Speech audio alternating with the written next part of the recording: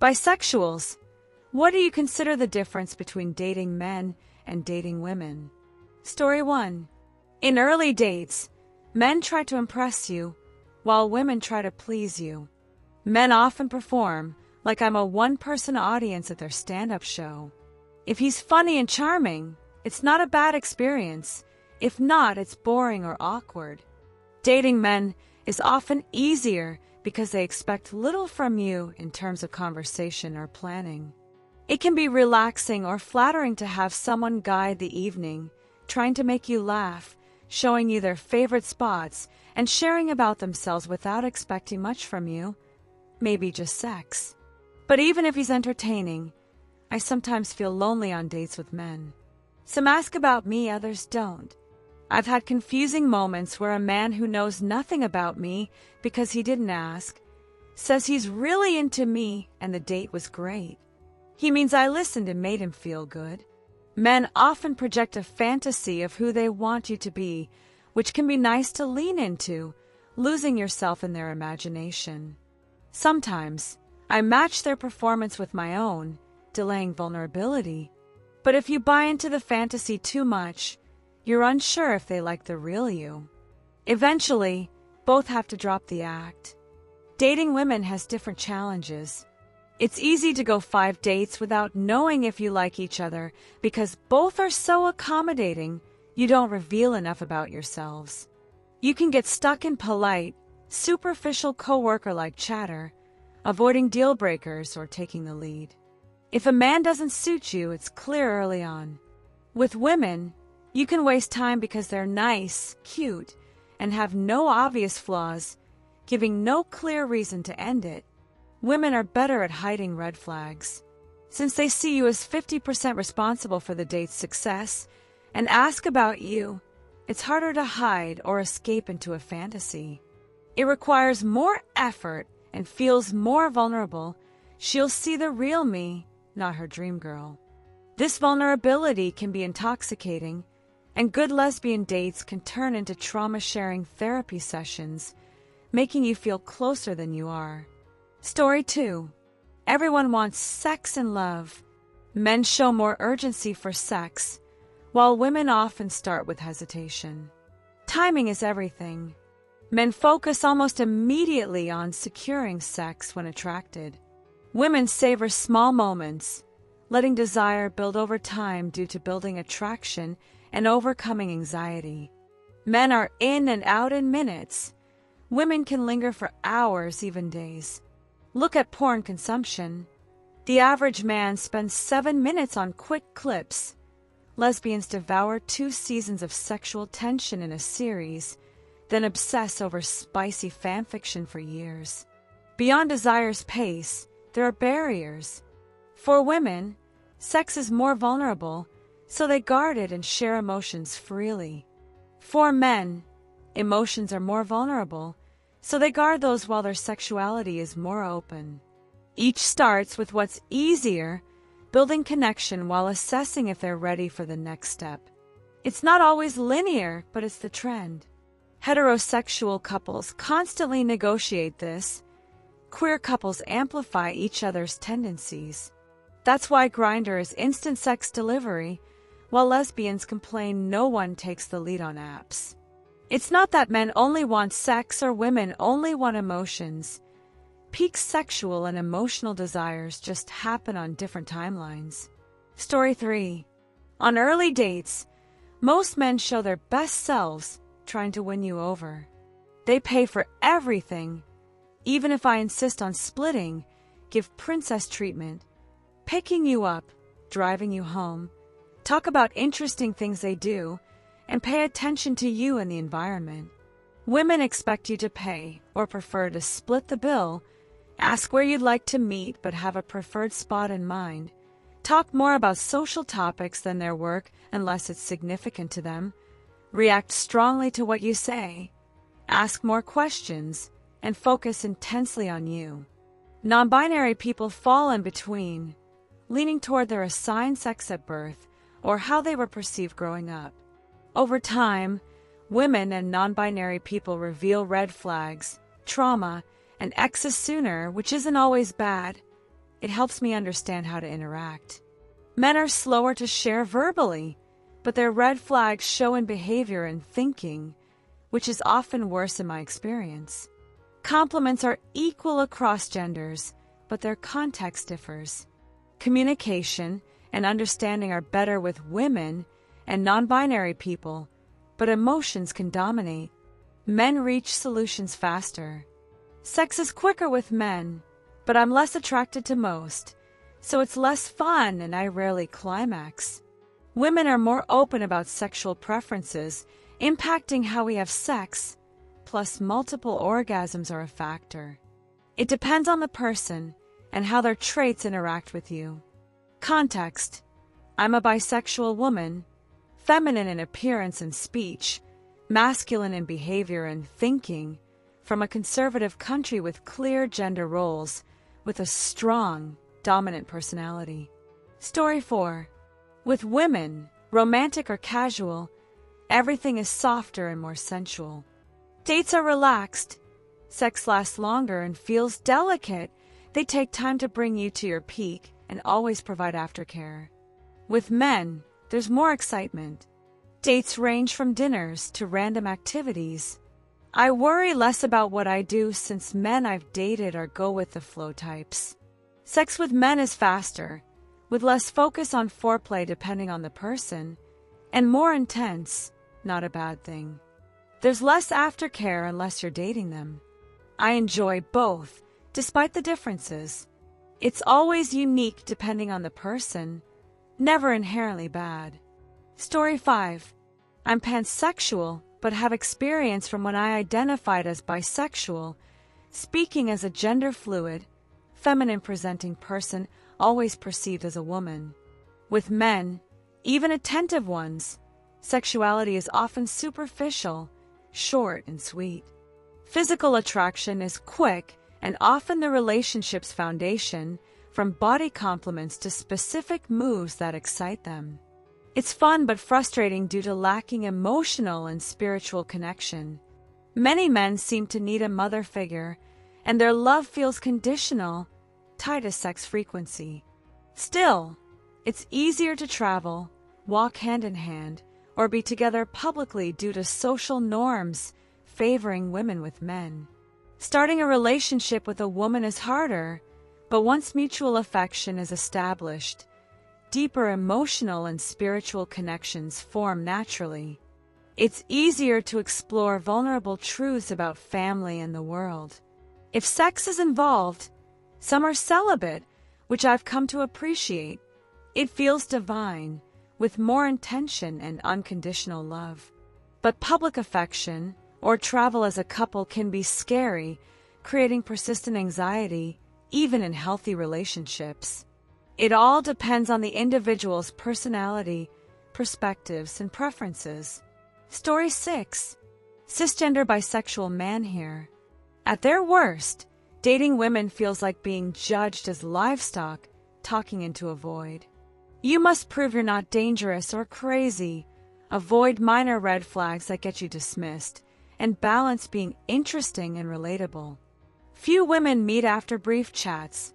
You need to talk on their schedule for at least a week. Dating men is easier but different. Many men act superior, treating you like meat, great for hookups, terrible for dating, with many dead ends.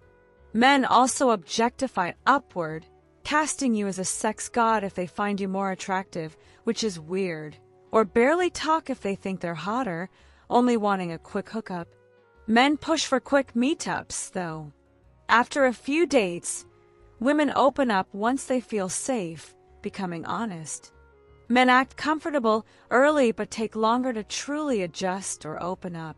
Women are less chatty, expecting you to lead and ask questions, always evaluating you, especially for signs you're secretly gay, dismissing you for femininity despite initial ease. Men are better at back-and-forth conversation, giving you something to work with. I've never had a disastrous first date with a man, excluding hookups, unlike with women. Men don't judge as much, but don't dig deep. Happy to hang with someone they barely know, which can make chemistry hard to gauge due to superficial camaraderie. Story 7. Dating women, emotional connection is easy, at least for me. Sexual connection takes longer, which can be frustrating. Women rarely give clear yes or no answers, speaking diplomatically, and I often have to take the lead, which is mentally exhausting. Dating men is easier sexually, but emotional connection is harder, despite being a man myself. Sharing leadership 50-50 is a plus. I'm currently dating a woman who gives clear answers, is emotionally open, gives gifts, and makes plans, and I'm loving it. Story 8. As a bisexual woman, men focus on showcasing success, money, job titles, even if their lives are crumbling elsewhere. Conversations are one-sided, centered on superficial stats about their lives or achievements. It's hard to gauge their true values or feelings because they're so focused on impressing. When I get them to lower barriers and talk about passions, they apologize for being excited about normal things, which is odd. I feel like a coach, reassuring them I'm not testing them. It seems like a high-stakes, all-or-nothing situation for them, where one wrong word sinks them. I can't imagine dating as them if that's their norm. Women rarely mention money or work, prioritizing anonymity or safety. They focus on knowing you as a person, balancing conversation. It's harder to meet in person. Both need to be very interested after messaging. Unlike men's complaints online about women wanting expensive dates, my dates with women love simple walks in parks or trails. It's hard to tell if a date went well. I've thought it was terrible, but they're eager to meet again. Maybe it's the queer dynamic. We're clearly on a date, but I'm unsure if she's just being nice. Story 9. Men have almost no standards for dating women, using the first date to gauge sexual attraction. Their stories feel rehearsed, with an expectation of sex, even if I feel no chemistry. They treat dates like tools for temporary pleasure, like going to the movies. If I don't deliver, I've failed their instant gratification. Why don't they hire sex workers? It'd save half the women the ordeal of fake dates. I've seen this on apps, using dates as a pretext for casual sex. With women, we discuss childhood, careers, dreams, politics, everything in 2 hours. Women build emotional bonds early in ways men don't. We split costs because we're often both broke, meeting at cafes or hiking. We share differences up front, aligning on values or parting ways. Men are conditioned to hide feelings and seem stoic, ignoring religion, politics, or family goals, focusing on fun and kindness, missing incompatibility. 6 months later, I realize we only share sex and movies. This has been true from my teens to my 40s. Men don't outgrow it. Ex-alcoholics or ex-addicts are more emotionally in touch from support groups, but I prefer women, where I'm more attracted and connect instantly.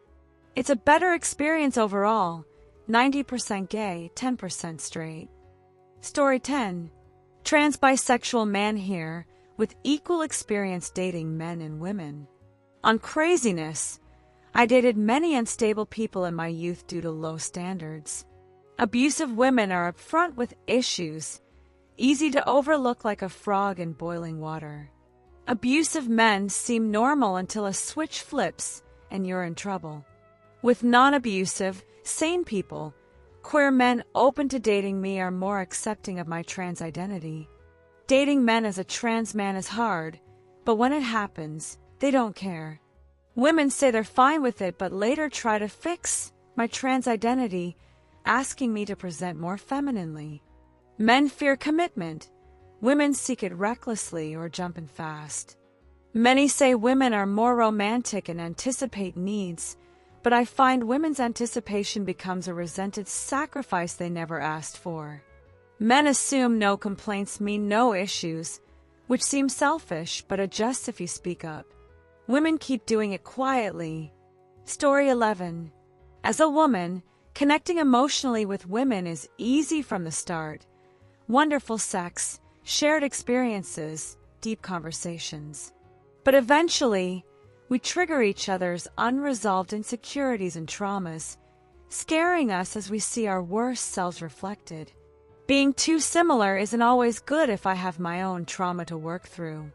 Men take longer to open up, but can be sweet once you know them. Their issues are visible early: violence, control, jealousy, so you can spot red flags.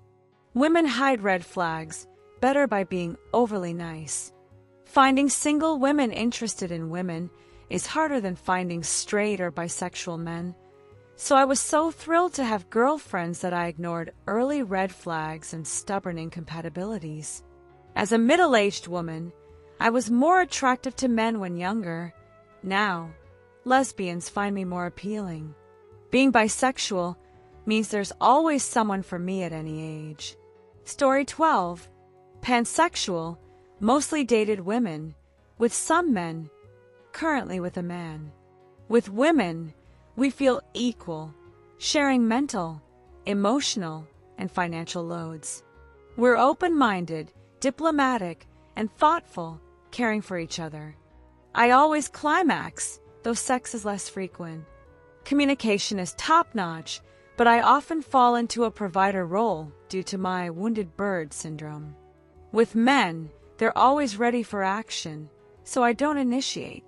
We share hobbies, video games, comics, D&D, anime, cons, geek culture. They're relaxed, sometimes too much, rooted in patriarchal privilege, strategic incompetence, porn addiction, short-term thinking, and financial irresponsibility.